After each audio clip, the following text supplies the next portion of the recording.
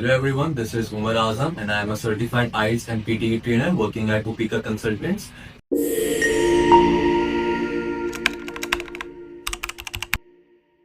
And in today's video, I will be briefing you about the recent changes that have been made by Pearson in the PTE test. So first things first, सबसे पहले तो आप ये याद रखिए कि PT के अंदर previously जो भी tasks थे, जो भी question types थे, they remain to be the same. उनके अंदर as such कोई difference नहीं है. उन्होंने अभी तक किसी previous task को eliminate नहीं किया, खत्म नहीं किया, abolish नहीं किया. So आपके स्पीकिंग मॉड्यूल के अंदर जो टास्क थे previously, namely personal introduction, read aloud, repeat sentence, describe image, read a lecture and answer short questions, ये 6 टास्क अभी भी इसी तरह से हैं. फिर राइटिंग के 2 task, summarise written text and essay writing, they remain to be the same. For module number 2 which is the reading module, same वही 5 टास्क हैं आपके, fill in the blanks, reading and writing, multiple choice multiple answer, reorder paragraph, fill in the blanks reading and multiple choice single answer.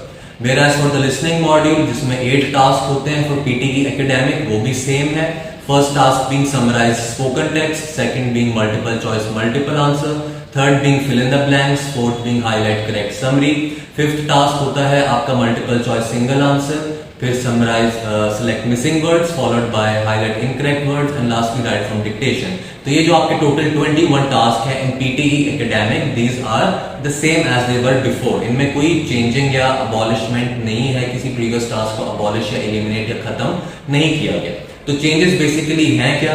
Changes are के again उन्होंने speaking section के अंदर कुछ new task introduce किए हैं और ये इन task के बारे में आपने पहले भी सुना होगा क्योंकि इन टास्क को लास्ट ईयर भी इंट्रोड्यूस करने के बारे में पियर्सन ने एक अपडेट दी थी. बट प्रीवियसली इन टास्क को टेस्ट के अंदर ट्रायल बेसिस के ऊपर इंट्रोड्यूस किया गया था, विच मेंट ये टास्क आपके टेस्ट का पार्ट तो होंगे लेकिन इन टास्क की कोई स्कोरिंग आपके टेस्ट के टूवर्ड्स कंट्रीब्यूट नहीं की जाएगी. इन टास्क की कोई वेटेज टेस्ट में नहीं रखी गई थी. इनको सिर्फ एक ट्रायल एंड टेस्ट बेसिस की तौर पर टेस्ट के अंदर इंट्रोड्यूस एंड शामिल किया गया था. लेकिन from 7 August that is from next month इन दोनों टास्क को namely respond to a situation and summarise group discussion, इन दोनों टास्क को from 7 August onwards PTE academic के अंदर एज ऑफिशियल टास्क इंक्लूड किया जाएगा. And by official I mean के इनकी वेटेज और इनके स्कोर्स आपके ओवरऑल स्कोर को इंपैक्ट करेंगे, यानी कि दोनों टास्क आपके ओवरऑल स्कोर के तरफ मार्क्स कंट्रीब्यूट करेंगे. अब समराइज ग्रुप डिस्कशन के अंदर बेसिकली क्या होता है, you will get a recording which will range anywhere in between 30 to 90 seconds. इस रिकॉर्डिंग में basically 3 individuals will be having a group discussion with each other. किसी भी टॉपिक पर 3 इंडिविजुअल्स आपस में एक ग्रुप डिस्कशन कर रहे होंगे and the candidate that is you are required कि आप इस डिस्कशन को गौर से सुने. While listening to the discussion आपने नोट्स बनाने होंगे and then with the help of those notes आपने उस ग्रुप डिस्कशन को समराइज करके स्पीक करना होगा. सो ये बेसिकली आपका स्पीकिंग का टास्क है जिसमें पहले आप लिसन करेंगे. While listening you will make notes and then on the basis of those notes with the help of those notes आपने उस डिस्कशन को समराइज करना होगा by speaking into the microphone. So this task is one very similar to written lecture, but the difference is कि written lecture में सिर्फ एक person एक इंडिविजुअल स्पीक कर रहा होता है, whereas for summarized group discussion there will be 3 individuals.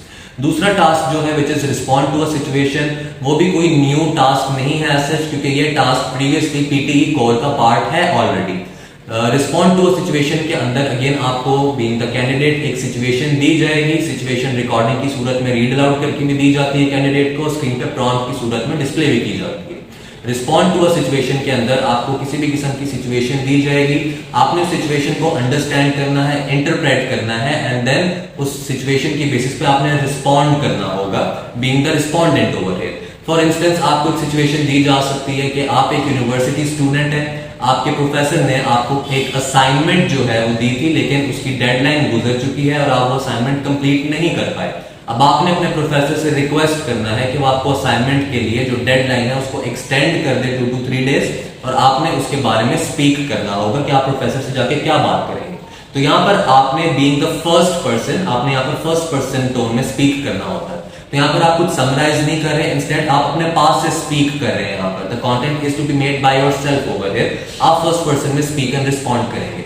So for instance you can say dear professor the deadline for the assignment was for today, but due to being ill, I was not able to complete my assignment. So I would like to request you for an extension over the weekend, ताकि मैं weekend के ऊपर task को complete कर सकूं, so that I can complete my assignment over the weekend and then submit it to you by Monday. तो इस तरह से आपने जो है एक short response according to the situation at the spot make करना है, and at the spot आपने उसको speak करना होगा. तो इस तरह की किसी भी किस्म की आपको situation दी जा सकती है जहां पर मे बी आपने अपने बॉस को कोई सिचुएशन में आपने उसको रिस्पॉन्ड करना है, मे बी अपने किसी कॉलीग को करना है, या मे बी अपने फ्रेंड को करना है, या मे बी किसी फैमिली या रिलेटिव को करना है. तो इस तरह एक सिचुएशन दी जाएगी ना फॉर्मल और इन एन इनफॉर्मल टोन, जिसमें आपने रिस्पॉन्ड करना होगा by speaking and be the first person over.